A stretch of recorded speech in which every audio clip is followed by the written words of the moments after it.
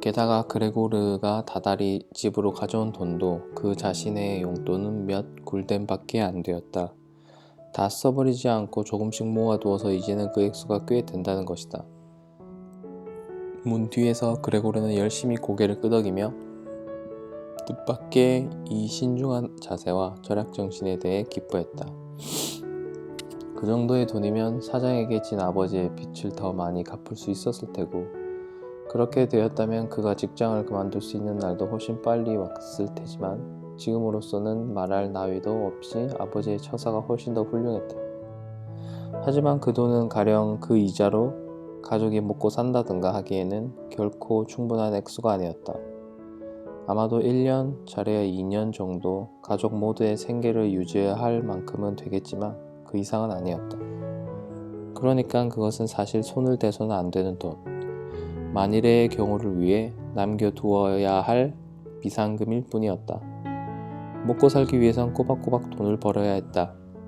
하지만 건강에는 문제가 없다고는 하나, 이미 나이 많은 노인이 된 아버지는 벌써 5년째 아무 일도 하지 않고 있었고 매사에 별로 자신감이 없었다. 게다가 죽어라 고생만 하고 아무 보람도 없었던 그의 실패한 인생에서 첫 휴가가 된 이 5년 동안 그는 살이 많이 쪄서 고돈까지 매우 둔해진 상태였다. 그렇다면 늙은 어머니가 돈을 벌러 나서야 한단 말인가? 천식을 앓고 있던 어머니는 집 안을 돌아다니는 것만으로도 몹시 힘들어했다. 이틀에 한 번꼴로는 호흡장애를 일으켜 종일 창문을 열어둔 채 소파에 누워 지내는 신세였다. 그렇다면 여동생이 돈을 벌어야 한다는 얘긴데 나이 17에 아직 어린애나 다름없으니 지금까지 해온 그녀의 생활 방식이라고 하면 옷이나 좀 깔끔하게 입고 실컷 잠이나 자고 집안일 좀 거들고 소박한 무도회에 몇 번 참석하고 무엇보다 바이올린이나 켜는 것이 전부였다. 옆방에서 돈벌이의 필요성에 관한 이야기가 나올 때마다 그레고르는 문에서 떨어져 나와 그 옆에 놓인 서늘한 가죽 소파 위에 몸을 던졌다. 너무나 부끄럽고 서글픈 나머지 온몸이 후끈 달아올랐던 것이다. 종종 그는 긴 밤이 새도록 거기에 누워 한숨도 자지 않고 몇 시간 동안 가죽만 긁어댔다.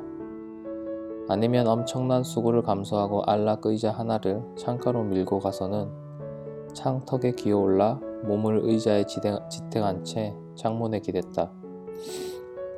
그것은 분명 예전에 창밖을 내다보며 느꼈던 해방감에 대한 어렴풋한 기억 때문이었을 것이다. 언제부터인가 얼마 안 떨어진 거리의 사물들마저 점점 더 희미해지고 있었다. 전에는 너무나 자주 보아 지긋지긋하기만 했던 맞은편의 건물, 병원 건물도 이제는 전혀 보이지 않게 된 것이다.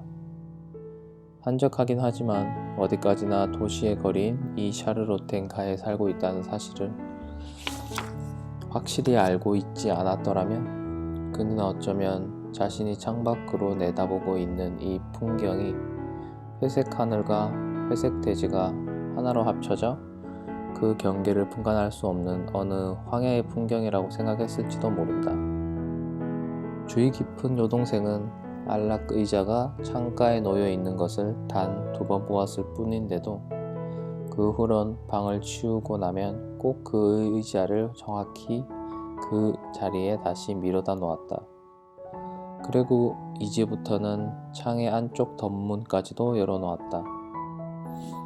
만약 그레고르가 말을 할 수 있었다면 또 여동생이 그를 위해 해야 했던 모든 일에 대한 그녀에게 고마움의 뜻을 표할 수만 있었다면 그는 그녀의 봉사를 보다 가벼운 마음으로 받아들였을 터이다. 그러나 그럴 수 없어서 그는 괴로웠다.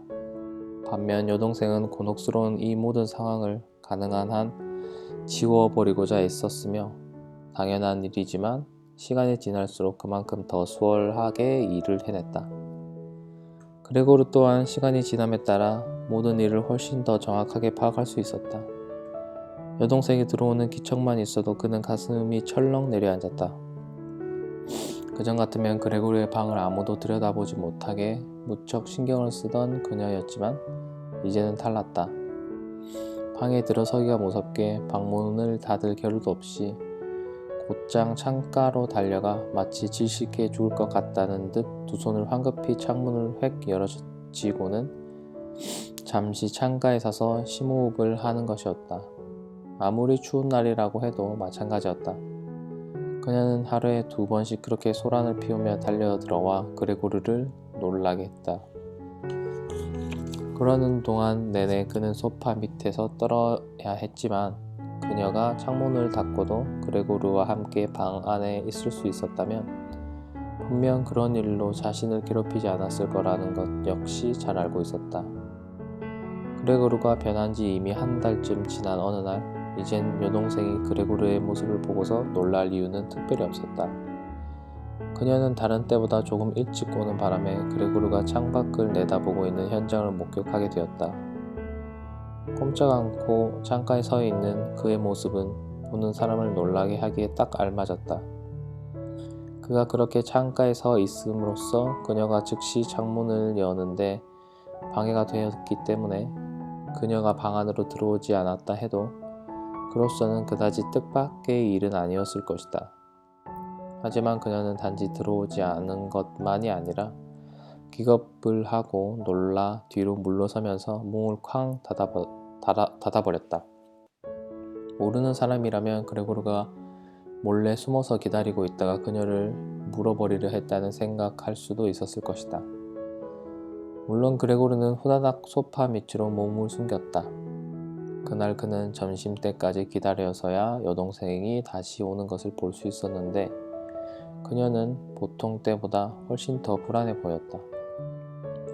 그런 그녀의 태도에서 그는 자신이 모습을 보는 것이 그녀에겐 여전히 참을 수 없는 일이고 앞으로도 분명히 그럴 것이며 아무리 작은 부분이라 해도 소파 밑에 비죽 튀어나와 있는 자기 몸의 일부를 보고도 놀라 도망치지 않기 위해서는 그녀가 아마도 이를 악물고 참고 있어야 하리라는 것을 깨달았다. 그래서 그녀에게 조금이라도 그 자신의 모습을 보이지 않기 위해 어느 날 그는 침대 시트를 등에 실어 소파 위로 날라다 놓은 다음 그 속에 자신의 몸이 완전히 가려져 여동생이 허리를 굽혀서 잘 보이지 않도록 해놓았다. 이 일을 하는데 4시간이나 걸렸다. 만일 이 시트가 필요 없다고 여겨졌다면 그녀는 그것을 걷어치울 수 있었을 것이다. 몸을 그렇게 완전히 감추고 있는 것이 그레고르에게 즐거운 일이 될 수 없다는 것은 너무나 분명했기 때문이다. 그러나 그녀는 시트를 그가 해놓은 그대로 두었다. 그리고 여동생이 이 새로운 조치를 어떻게 받아들이는지 살펴보기 위해 머리로 조심스럽게 시트를 살짝 쳐들어 본 순간 그레고르는 그녀가 고마운 눈빛으로 자신을 희끗 쳐다본 것처럼 느껴지기까지 했다. 처음 2주일 동안 부모님은 그의 방에 들어와 볼 엄두도 내지 못했다. 하지만 여동생이 그를 위해 하고 있는 일들에 대해선 전적으로 인정해 주었다. 그런 말을 그는 종종 들을 수 있었다. 얼마 전까지만 해도 그녀는 집안에 쓸모없는 계집 아이였기 때문에 부모님은 걸핏하면 그녀에게 화를 내기 일쑤였다. 그러나 이제는 달랐다. 여동생이 그레고르의 방을 치우는 동안 아버지와 어머니는 둘이 함께 방문 앞에서 기다리고 있을 때가 많았다. 그래서 그녀는 방 안에서 나오자마자 방 안 꼴이 어떠한지, 그레고르가 무엇을 먹었는지, 이번에는 그가 어떻게 행동했는지, 혹시 어떤 회복의 기미라도 보이는지 등의 세세한 이야기를 해야 했다. 어머니는 가능한 한 빨리 그레고르를 만나보고 싶어 했으나 아버지와 여동생이 처음에는 몇 가지 타당한 이유를 들어 그녀를 만류했다.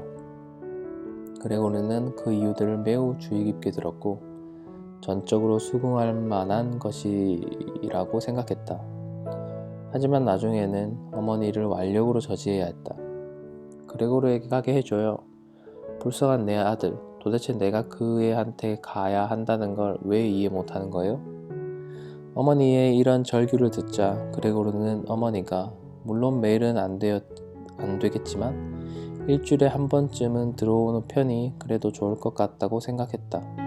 뭐니 해도 어머니가 여동생보다는 모든 일을 훨씬 더 잘 이해할 것이다.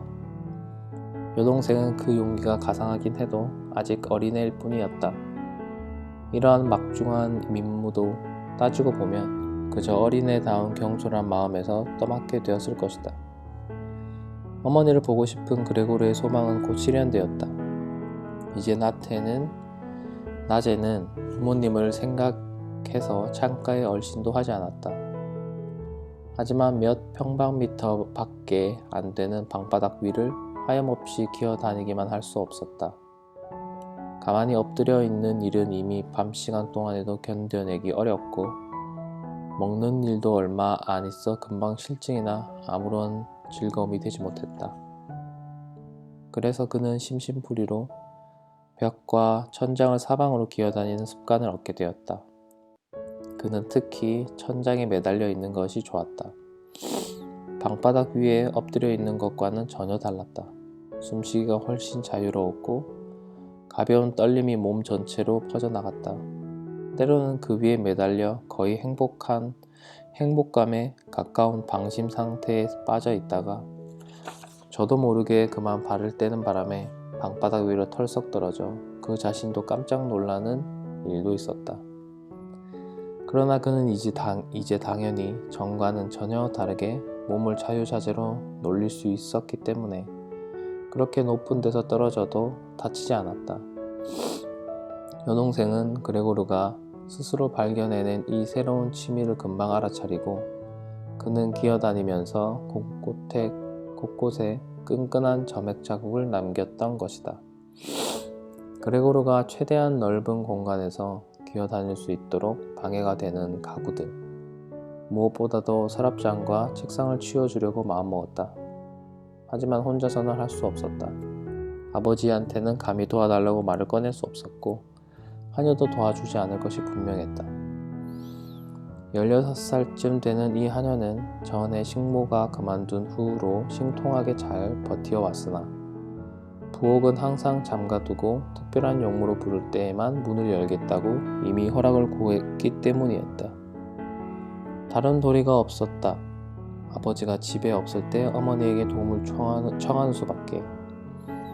예상대로 어머니는 기쁨에 들뜬 환성을 지르며 여동생의 뜻을 따랐지만 막상 그레고르의 방문 앞에 서자 입을 딱 다물었다. 물론 여동생은 먼저 방 안에 아무 이상이 없는지 살펴보았고 그런 다음에야 어머니를 들어가게 했다. 그레고르가 후다닥 뒤집어 쓴 시트에는 더 깊고 더 많은 주름이 생겼다. 그 모습은 정말이지 우연히 소파 위에 던져진 침대 시트처럼 보였다. 이번에는 그레고르도 시트 밑에서 살짝 엿보이는 일을 그만두었다. 어머니를 보고 싶었으나 이번에는 참기로 했다. 어머니가 온 것만으로도 그저 기쁠 따름이었다. 어서 들어와요. 오빠는 안 보여요. 여동생은 그렇게 말하며 어머니의 손을 잡고 방 안으로 인도하고 있는 것이 분명했다. 이제는 연약한 두 여자가 그 무거운 낡은 장을 조금씩 밀어 옮기는 소리가 들렸다. 너무 무리할까봐 염려하는 어머니의 주의도 듣지 않고 여동생은 일의 대부분을 혼자 떠맡아 하고 있는 것 같았다. 시간이 매우 오래 걸렸다. 그렇게 15분쯤 지났을까? 어머니는 장을 그대로 놔두는 것이 좋겠다고 말했다. 첫째, 장이 너무 무거워 아버지가 돌아오기 전에 일을 다 끝내지 못할 것이며 그래서 이 장을 방 한가운데에 놓아두게 된다면 그레고르가 다니는 모든 길을 가로막게 된다는 것이었다. 둘째, 가구들을 치워온다고 해서 그레고르가 과연 좋아할지 어떨지도 모르겠다는 것이었다. 오히려 그 반대일 것 같다고 했다. 텅 빈 벽을 바라보니 그야말로 가슴이 미어지는데 그레고르라고 왜 그렇지 않겠냐는 것이었다. 더구나 그는 이 가구들에 오랫동안 정이 들어 방 안에 텅 비게 되면 자신이 버림받은 듯 느껴질지도 모른다고 했다. 그리고 그렇게 되면 어머니는 아주 낮은 목소리로 말을 이어갔다. 그레고르가 정확히 어디에 숨어 있는지 몰랐으나 그가 말을 알아듣지 못한다고 확신하고 있는 어머니는 마치 그에게 목소리의 울림조차 들리지 않게 하려는 듯 가만히 속삭였다. 가구를 모두 치워버리면 그에게 병세가 나아지리라는 희망을 모두 포기하고 매정하게 그 애를 혼자 내버려 두는 것처럼 보이지 않겠니? 방은 예전 그대로 놓아두는 게 좋겠어. 그러면 그레고르가 다시 우리에게 돌아왔을 때 그 앤 모든 게 전과 달라진 게 없음을 확인하게 될 테고, 그럼 그동안의 일을 그만큼 더 쉽게 잊을 수 있을 거야. 어머니의 말을 들으면서 그레고르는 자신의 머리가 어떻게 된 건 아닌가 싶었다. 이 2달 동안 식구들에게 둘러싸여 매일 똑같은 생활만 되풀이할 뿐 사람들과 통대화를 나누지 못하는 바람에 머리가 완전히 뒤죽박죽이 되어버린 것 같았다. 그렇지 않고서야 어떻게 자신의 방이 텅 비어버리기를 진심으로 바랄 수 있었는지 도저히 설명할 수가 없었기 때문이다. 물려받은 가구들로 꾸며진 아득하고 따뜻한 방을 그는 정말 텅 빈 썰렁한 동굴로 바꿔버리고 싶었던 걸까? 텅 빈 방 안에서 그는 물론 사방으로 자유롭게 기어다닐 수는 있겠지만 그럴 경우 혹 인간으로서의 과거를 완전히 잊어버리게 되는 것이 아닐까? 아니, 그는 이미 잊고 있었다. 거의 잊고 있다가 오랜만에 듣게 된 어머니의 목소리에 정신이 번쩍 든 것이다. 아무것도 치워서는 안 된다. 모든 것이 제자리에 그대로 있어야 한다. 가구들은 분명 그에게 좋은 영향을 미칠 것이다. 그것을 놓칠 수는 없다. 가구들이 무의미하게 기어다니는 그의 길을 방해한다면 그것 역시 그에게 해가 아니라 큰 득이 될 것이다. 하지만 여동생은 생각이 달랐다. 어느새 그녀는 부모에게 맞서서 그레고르에 관해서라면 어떤 문제든지 정통한 사람처럼 행세하는 버릇이 생겼고 사실 그런 만도 했다. 지금도 마찬가지였다. 어머니의 충고는 도리어 여동생으로 하여금 처음에 치우려고 마음먹었던 서랍장과 책상뿐만 아니라 꼭 있어야 할 소파를 제외하고는 모든 가구를 치워버려야겠다고 고집을 부리게 만드는 좋은 빌미가 되었다. 그녀의 그런 주장은 물론 어린애 같은 반항심이나 최근에 뜻밖의 그리고 어렵게 얻게 된 자신감 때문만은 아니었다. 그녀는 그레고르가 기어다니는 데는 가능한 한 넓은 공간이 필요할 뿐 누가 보아도 알 수 있듯이 가구들은 전혀 도움이 안 된다는 것을 직접 눈으로 보아왔던 것이다. 게다가 수시로 무언가에 푹 빠져들곤 하는 그 나이 또래의 소녀들의 열광적 성향도 함께 작용했을 것이다. 그러한 성향이 다분한 여동생 그레테는 그레고르의 상황을 더욱더 처참하게 만든 후 그를 위해 지금까지보다 더 많은 일을 하고 싶었는지도 모른다. 텅 빈 방 안에 그레고르만 덜렁 혼자 남아 기어다니고 있다면 그레테 외에는 누구도 감히 방 안에 들어갈 엄두를 내지 못할 테니까 말이다. 어머니가 그렇게 말렸지만 여동생은 결심을 굽히지 않았다. 어머니는 가구가 놓여있는 지금의 방에서도 불안을 감추지 못하고 안절부절 못했지만 곧 입을 다물고는 여동생을 도와 장을 밖으로 내가는 일에 온 힘을 다했다. 이제 그레고르로서는 어쩔 수 없는 경우 서랍장은 없어도 지낼 수 있었지만 책상만은 꼭 있어야 했다.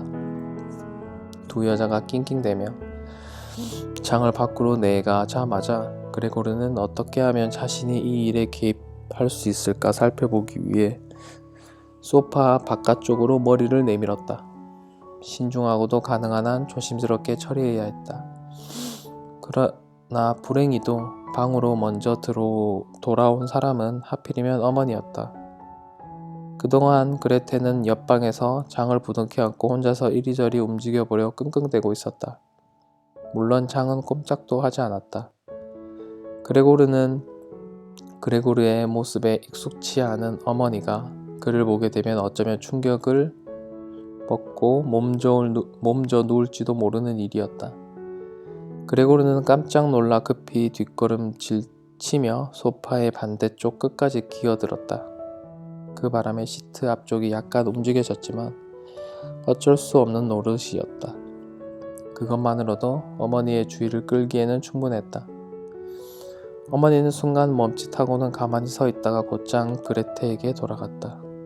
그레고르는 무슨 특별한 일이 벌어지는 것이 아니라 그저 가구가 몇 점 옮겨지는 것뿐이라고 몇 번이나 자신을 달래며 중얼거렸지만 그가 곧 인정하지 않을 수 없었듯이 두 여자가 왔다 갔다 하는 소리, 낮은 소리로 서로를 부르는 소리, 가구들이 바닥에 긁히는 소리 등의 한데 우러져 마치 어떤 커다란 소동이 사방에서 자신을 향해 달려드는 듯한 느낌이었다. 머리와 다리를 최대한 움츠리고 바닥에 바짝 몸을 붙여 보았지만 그가 이 모든 상황을 오래 견디지 못할 것이라는 것을 스스로에게 고백하지 않을 수가 없었다. 어머니와 여동생은 그를 위해 방을 완전히 비우려 하고 있었고 그가 아끼는 모든 것을 빼앗아 가고 있었다. 실톱이며 다른 공구들이 들어있는 서랍장은 이미 밖으로 내간 뒤였고 이제 방바닥에 단단히 박혀있는 책상마저 드러내려는 참이었다. 상업학교와 중학교 때는 물론이고 더 거슬러 올라가 초등학교 때에도 앞에 앉아 숙제를 했던 책상이었다. 이제 더 이상 두 여자의 선한 의도를 헤아려 볼 여유가 없었다.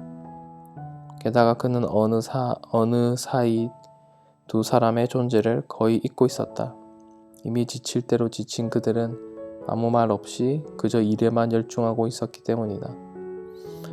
간혹 더듬더듬 힘겹게 말을 옮기는 소리만이 들려올 뿐이었다.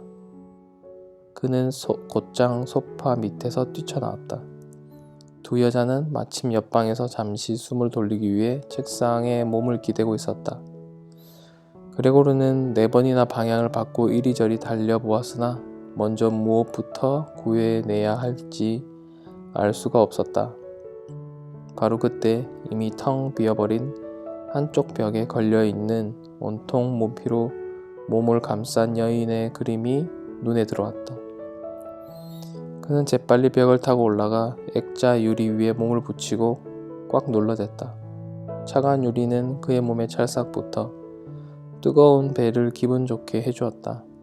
그가 지금 온몸으로 가리고 있는 이 그림만은 이제 분명 어느 누구도 빼앗아가지 못하리라. 그는 두 여자가 들어오는 것을 지켜보기 위해 문 쪽으로 고개를 돌렸다. 두 사람은 그리 오래 휴식을 취하지 않고 어느새 다시 돌아오고 있었다. 그레테는 한쪽 팔로 어머니의 허리를 안고 거의 부축하다시피 하고 있었다. 그럼 이제 무얼 나를까요? 그렇게 말하며 그레테는 주위를 둘러보았다. 그때 그녀의 시선에 벽에 붙어있는 그레고르의 시선과 딱 마주쳤다. 어머니가 옆에 있어서인지 애써 태어난 척하며 그녀는 어머니가 주위를 둘러보지 못하도록 얼굴을 어머니 쪽으로 기울이며 말했다. 가요 엄마. 우리 잠깐만 거실에 가 있어요. 별 생각 없이 되는 대로 뱉어놓은 듯한 그녀의 목소리가 떨렸다. 그레고르가 보기에 그레테의 의도는 명백했다. 먼저 어머니를 안전하게 모셔놓은 다음 그를 벽에서 내려오게 하려는 것이었다. 좋아, 어디 할 테면 해보라지. 그는 그림을 깔고 앉아 절대 내주지 않을 태세였다. 그림을 내주느니 차라리 그레테의 얼굴을 향해 뛰어들리라.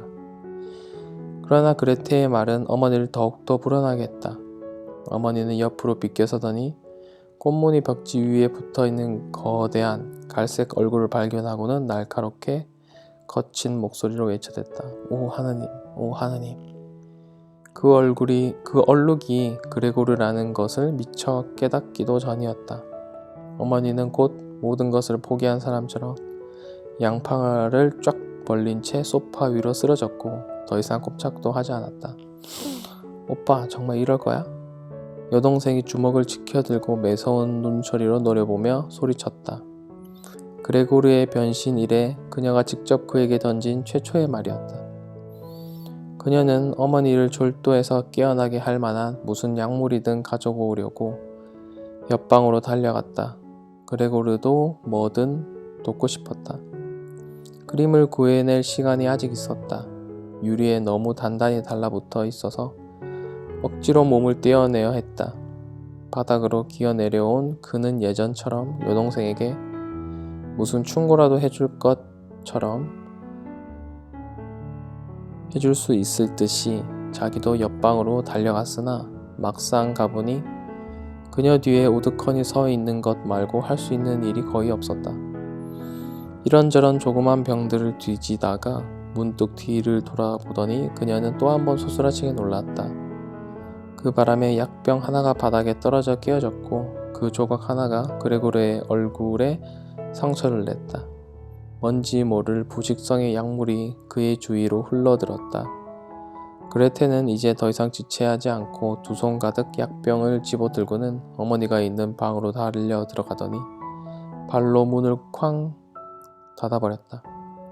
이로써 그레고르는 어머니와 차단되고 말았다. 어쩌면 어머니는 죽을지도 모른다. 이 모든 게 그 때문이었다.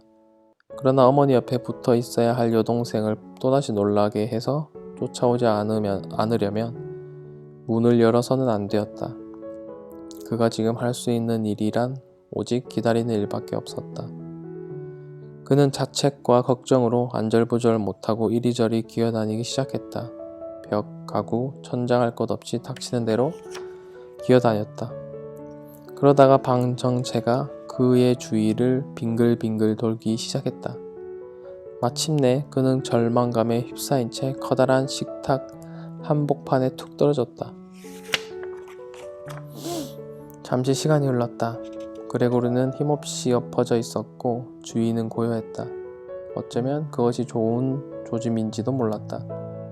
그때 초인종이 울렸다.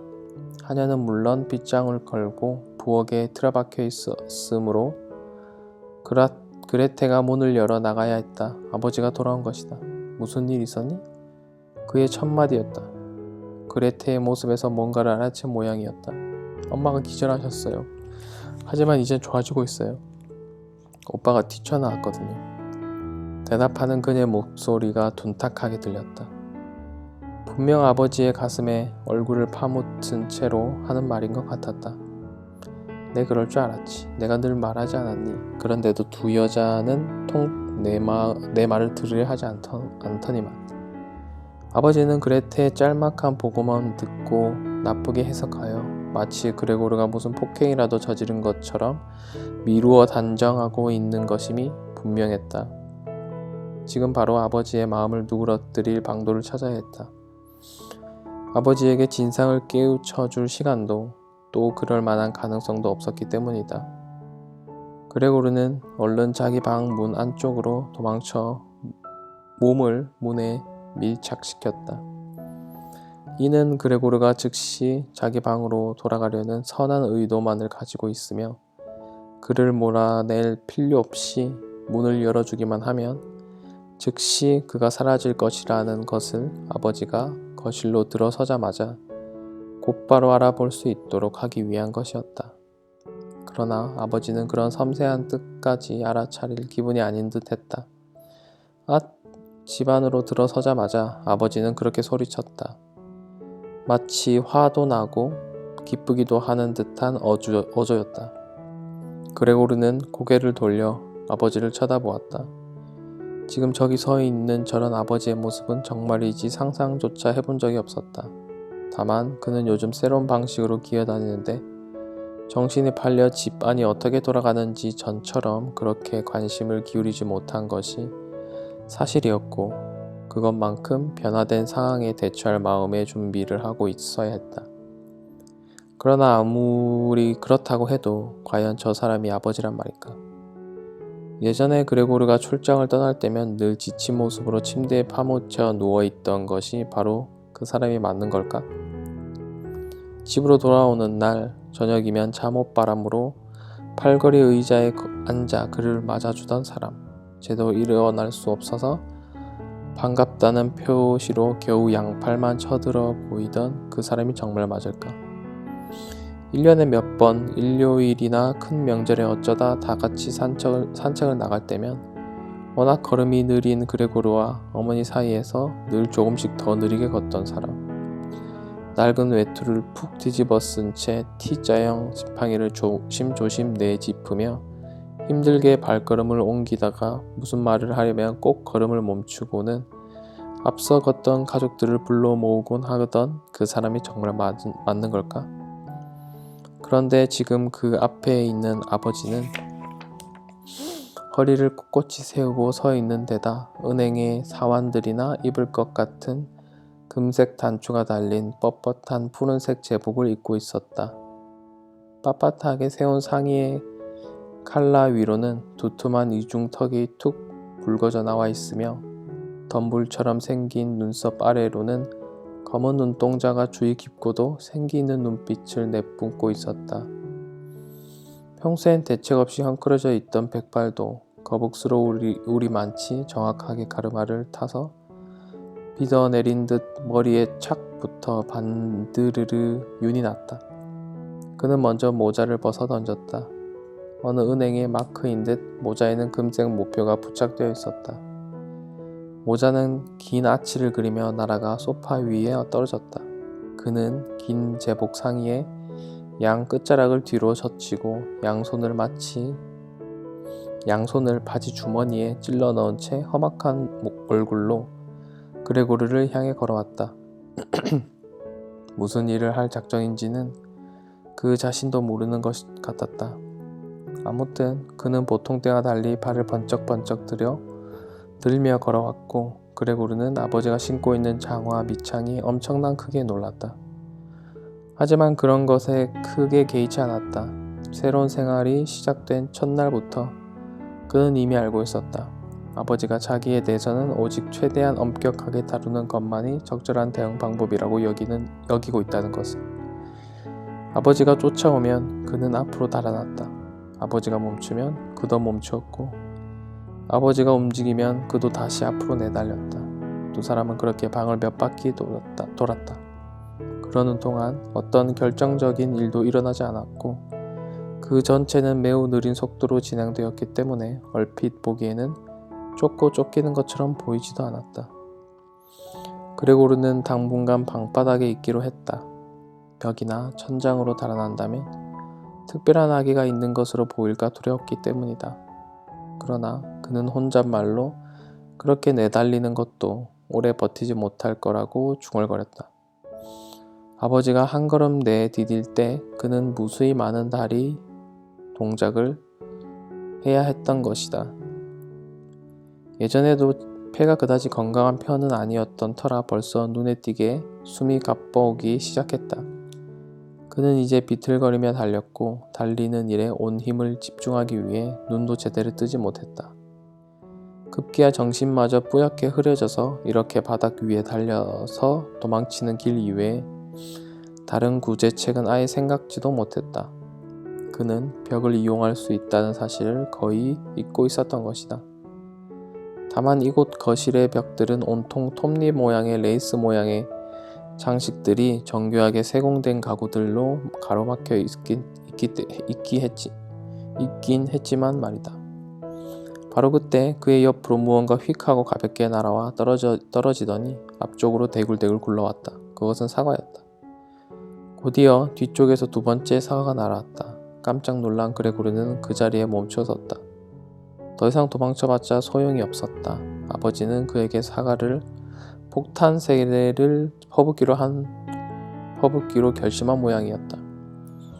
아버지는 천장 위에 과일 접시에서 사과 몇 알을 집어 양쪽 주머니에 가득 채워놓은 다음 제대로 겨냥하지도 않고 되는 대로 사과를 집어 던졌다. 조그맣고 빨간 사과들은 마치 전기라도 띈 듯 이리저리 뒹굴며 서로 부딪혔다. 약하게 던져진 사과 하나가 그레고르의 등을 살짝 스치고 지나갔지만 다행히 상처를 입을 정도는 아니었다. 그러나 곧바로 뒤이어 날라온 사과는 달랐다. 그것은 그레고르의 등을 제대로 맞추어 깊숙이 들어가 박혔다. 불시에 당한 이 엄청난 고통이 이 자리를 옮기면 사라질 수 있다는 듯 그레고르는 몸을 질질 끌며 앞으로 나아가려 했다. 그러나 마치 그 자리에 못 박히기라도 한 듯 그는 꼼짝할 수가 없었다.